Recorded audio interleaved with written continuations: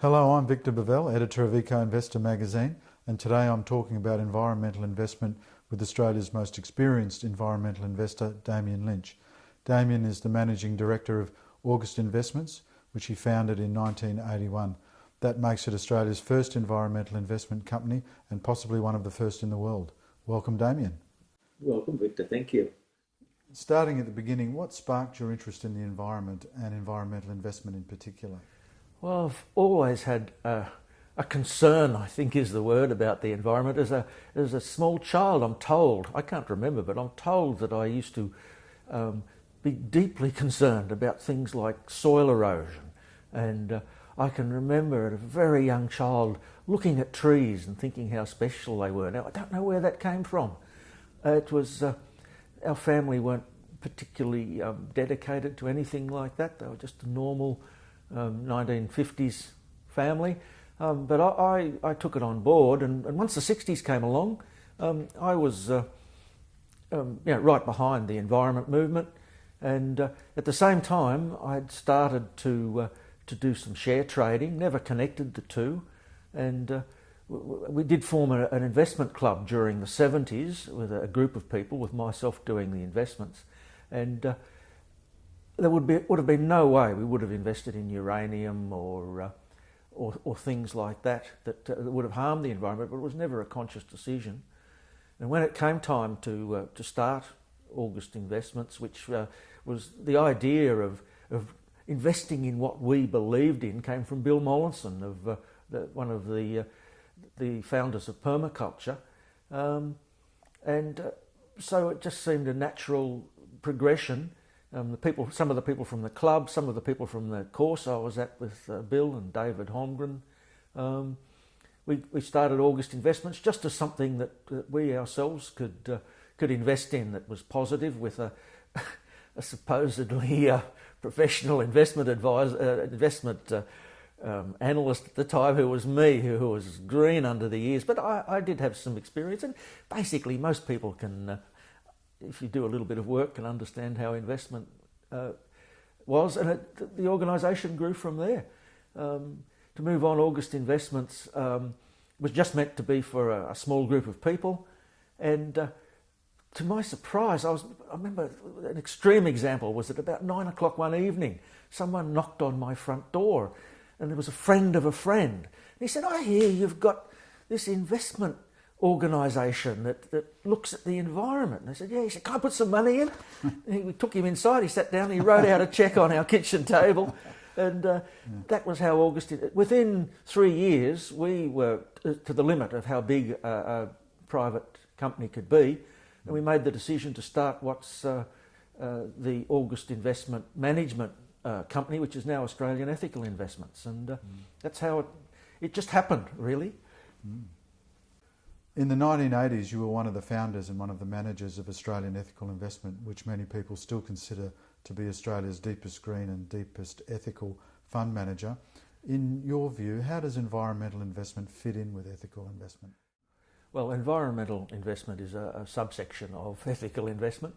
Ethical investment, I would say, has two aspects. It's the social aspect, looking at things like paying correct wages to people, employee ownership, a whole lot of other things, and then there's the environmental side of it, and it's really you could split a fund up and have a social fund and an ethical and a environmental fund, but in fact people tend to put them two together, and Australian Ethical is like that. And surely the human existence and the existence of the planet at large are closely intertwined, and both have to go together. Damien, how would you describe the environmental investment sector in Australia at present? Is there a good range of choices for investors, and in what industry sectors are they? Well, there's not a tremendously wide range of choices, but there are some very good choices within the narrow area that there is. We've got energy companies such as Meridian Energy and Mighty River Power, New Zealand companies, but they're listed on the Australian share market. There's Infogen, aquaculture, which of course is preventing the destruction of species in the open seas. TasSal is a wonderful company, continually growing dividends, continually increasing share price. You've also got a new company in that sector, which is Huon Aquaculture. You've got TFS, originally called Tropical Forestry Services, which is growing sandalwood trees, hugely increasing profit all the time, paying a good dividend. In waste management, there's Sims Metal, Trans-Pacific Services, Tox-Free Solutions.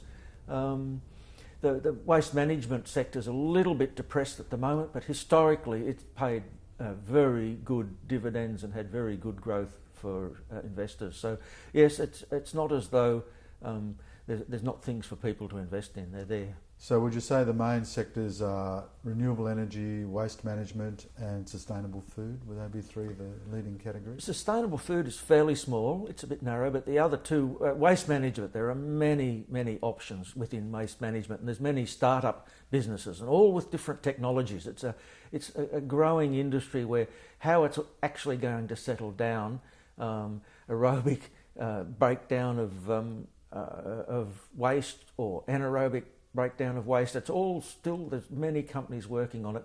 The big one, of course, is Sims Metal, and it's really an international company now. And of course, there's renewable energy. There's unlimited potential for growth there. Companies such as you've got Mighty River Power and Meridian Energy, which are basically stable utilities based on geothermal and wind. And then you move to the more innovative companies such as Carnegie Wave, which is a speculative company, but they have a wonderful, there's many different wave technologies, and I think Carnegie Wave has one of the best. They also have the first commercial wave power station, quite small. It's not commercial in the sense that it's not, it won't make them rich, but it's the start. They are putting electricity into the grid, and it looks very good. And interestingly, the technology is based on the way that nature moves seagrass, and there are a whole lot of other technologies with wave energy, and they run into problems because the waves basically destroy them. But Carnegie's seem to be to just work with nature rather than try to battle against it. Is the Australian environmental investment sector big enough and deep enough for investors to add a worthwhile environmental theme to their investment portfolio? Can they put together a good portfolio for income and for capital gain? They can put together a good portfolio for both. There's a wide range of investments. You probably wouldn't have a portfolio which was just in this area if you were just investing with Australian investments. It probably would be wise to broaden it out. August Investments has environmental and social investments. We also have what we call some neutral investments, which are in growth areas such as telcos.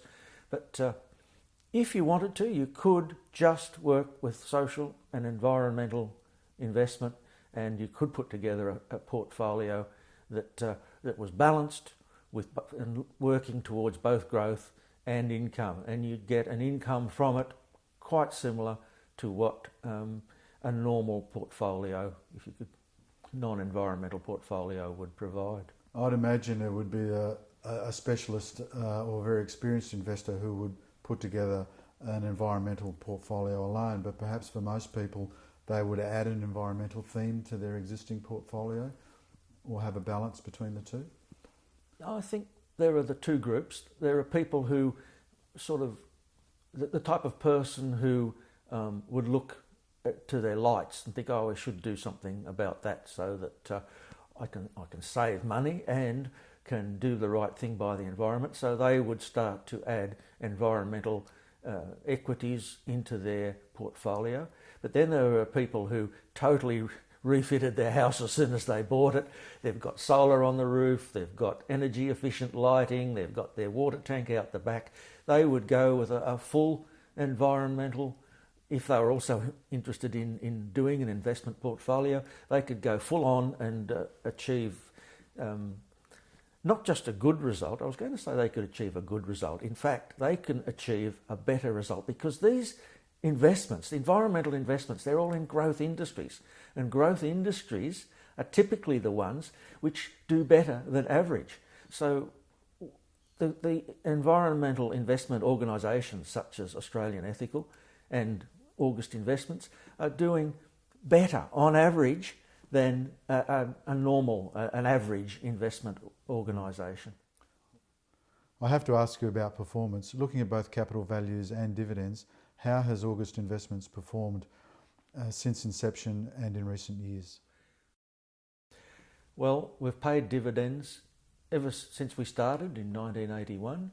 I think there's 1 or 2 6-month periods where we stopped, but generally every year since inception we have paid a dividend. We've had compared to a balanced portfolio, we have generally outperformed year after year after year.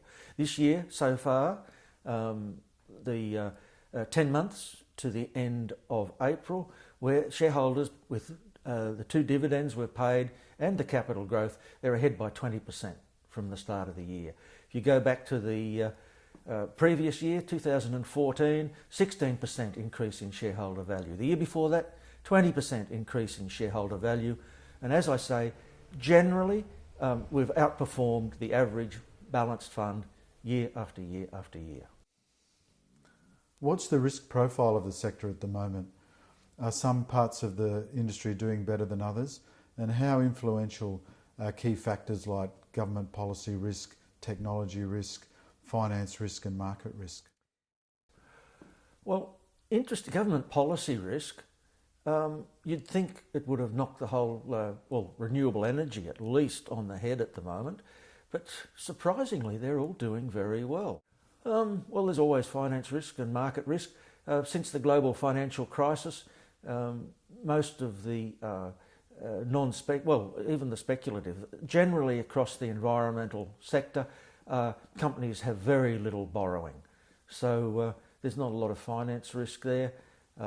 Market risk, and all, of course, if there's another global financial crisis, well, these companies will suffer. But generally, I think they're in good position to weather. They weathered the 2008 financial crisis very well. All the more stable ones came through, continued to pay dividends, as many other companies did, of course. Damien, how do you see the environmental investment sector travelling at the moment, both here and overseas? What's the outlook for investors and the sector? The outlook is very positive. We have a growth industry. There's disruption going on, but these are the industries which are doing the disruption. It's like the motor car industry disrupted the coach industry. Well, the old environment, the way of doing things within the environment is being disrupted by the new ways of doing things, and new approaches to agriculture, new approaches to energy production, and overall there will be problems with certain companies, but overall the industry is going to grow and grow and grow, and investors will grow with that as well. For speculative investors, we know that Australia is very good at creating world-leading technology, and that also applies to the environmental area and clean energy. So where are some of those opportunities in Australia? Oh, there's quite a few to choose from. You can go from Dysol with world-beating solar technology, membrane technology, not specific panels up on your roof, but using windows and other surfaces. There's Carnegie Wave, which now has its power plant operating in Western Australia and putting electricity into the grid there. They've been asked to go to Chile by the Chilean government to do preliminary research into putting their technology there. They're also looking at putting their wave power systems into the UK. Got Vamoto, which is an Australian company which has developed electric motor scooters and combined a number of different technologies coming together. Their handlebar technology of itself is being used by other types of motor scooters. So they're in profit now, that company. So are they speculative or aren't they? They're moving to the pre-dividend stage. There are quite a few options for investors who are interested in the more speculative end of the market. Thanks for the interesting chat, Damien. And for those investors who'd like to know more, there's a lot of information about environmental investing on the web, particularly at the August Investments website and at the Eco Investor website and others as well. So until next time, happy investing.